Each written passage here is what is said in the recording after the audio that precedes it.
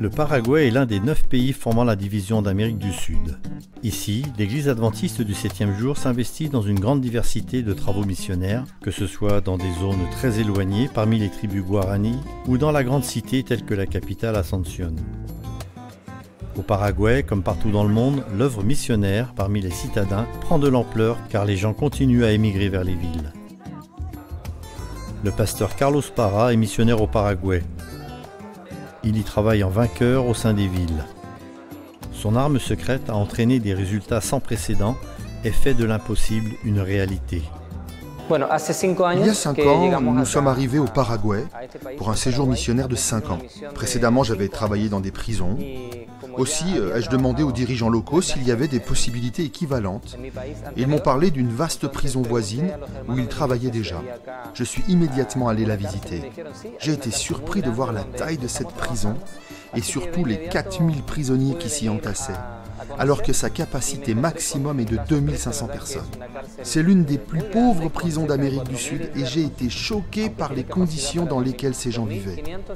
Les conditions dans lesquelles nous avons commencé à étudier la Bible avec quelques prisonniers étaient terribles. Nous étions une toute petite salle, peu ventilée, et dont l'atmosphère était infecte. Aussi, nous avons commencé à prier régulièrement pour obtenir de meilleures conditions pour notre réunion spirituelle. 1 an s'est écoulé jusqu'à ce que je rencontre un entrepreneur influent au sein même de la prison. Il a décidé de financer les travaux de construction d'une église adventiste pour les prisonniers à l'intérieur de cette prison. Maintenant, les prisonniers adorent Dieu tous les jours et se consacrent à lui dès 5h30 du matin. Les prisonniers adventistes étudient régulièrement les leçons de l'école du sabbat avec d'autres prisonniers.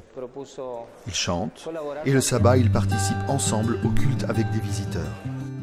Plus de 70% des prisonniers qui vont à l'église ont été baptisés. Ces prisonniers en invitent d'autres à étudier la Bible et à recevoir la véritable liberté, celle qui dépasse les murs de la prison. Cet endroit, qui a été l'un des plus violents d'Amérique du Sud, est transformé. Les homicides qui s'y passaient tous les jours n'ont plus lieu. Mais il y a encore de grands besoins. À l'extérieur de ce pavillon, plusieurs prisonniers dorment sur le sol et la nourriture est limitée. Les prisonniers adventistes prient pour obtenir les fonds qui leur permettront de créer une boulangerie afin de pouvoir gagner quelque argent et fournir de la nourriture à leurs congénères les moins fortunés.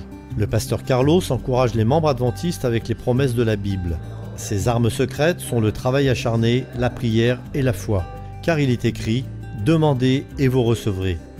Tôt le dimanche matin, un groupe grimpe jusqu'à la pointe la plus élevée de la ville et prie pour le gouvernement, la cité et le salut des habitants d'Asunción. Les défis sont encore nombreux ici. D'abord, les riches n'aiment pas écouter ce qu'on leur dit, et d'autre part, il n'y a aucune présence adventiste dans les banlieues les plus peuplées. Dans son effort pour atteindre les classes aisées de la population, le groupe du pasteur Carlos a trouvé un bâtiment qu'il voulait acheter pour s'installer au cœur de l'un des quartiers les plus riches d'Asunción. Ils ont commencé à travailler dans cette communauté et chaque fois qu'ils animent un événement destiné au public dans cette partie de la ville, les jeunes s'arrêtent devant le bâtiment qu'ils espèrent acheter, lèvent leurs mains vers le ciel et prient en annonçant les promesses de Dieu et en lui réclamant cet immeuble. Un miracle s'est de nouveau produit à Asunción. Le propriétaire a bien voulu vendre à un prix tout à fait abordable et l'église adventiste a acheté par la foi. Depuis lors, un centre d'influence actif offre des cours, des séminaires, des livres et une véritable amitié aux personnes de cette communauté. Les résidents du lieu ont réagi positivement et grâce à cela, les dirigeants adventistes ont construit une chapelle à l'arrière de la propriété. Ils sont sûrs que Dieu répondra à leurs prières et que les cieux seront bientôt remplis de riches et de pauvres, de prisonniers et de femmes et d'hommes libres. Voulez-vous prier pour le centre d'influence Nueva Sajonia et pour le travail dans la prison Tacumbu? Il y a encore beaucoup de personnes qui n'ont pas entendu la bonne nouvelle du salut.